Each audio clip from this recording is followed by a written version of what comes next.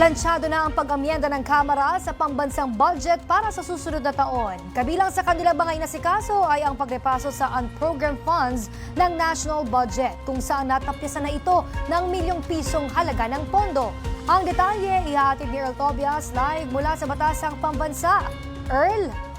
Princess, tinapyas ng House Budget Amendments Review Subcommittee ang nasa 35 bilyong pisong halaga ng unprogrammed appropriations bago matapos ang kanilang pag-amyenda sa panukalang 2026 national budget kahapon.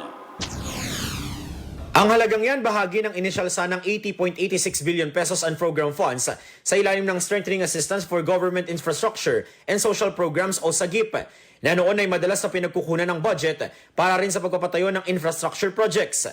Sabi ni House Appropriations Committee Chairperson Micaela Swansing, yan mismo ang isang paraan ng paggamit ng unprogrammed funds na gusto na nilang tuldukan, pati sa mga susunod pang taon. Both the DBM and the Committee on Appropriations agree that we can remove infrastructure projects under SAGIP. So hindi na po authorized na mag-release ng infrastructure projects under SAGIP. Sabi naman ni House Deputy Majority Leader Zia Alonto Adyong, dagdag seguridad na rin sa budget ang desisyon nilang tanggalin ang infrastructure projects sa ilalim ng SAGIP. It's restricting the usage so that it may not be open to any abuses. Kaya nga tinanggal natin dun sa SAGIP yung infra projects kasi that in a way is a room for probably using these funds to allocate to some projects that are not really that important. Paliwanag naman ng komite, hindi nila tuluyang na zero out ang program funds dahil yan ang pinagkukuhanan sakaling magkaroon ng emergency situations, habang ang natirang parte rin ay ginagamit para sa foreign assisted programs para sa gumugulong na commitment katuwang ang mga international partners ng bansa.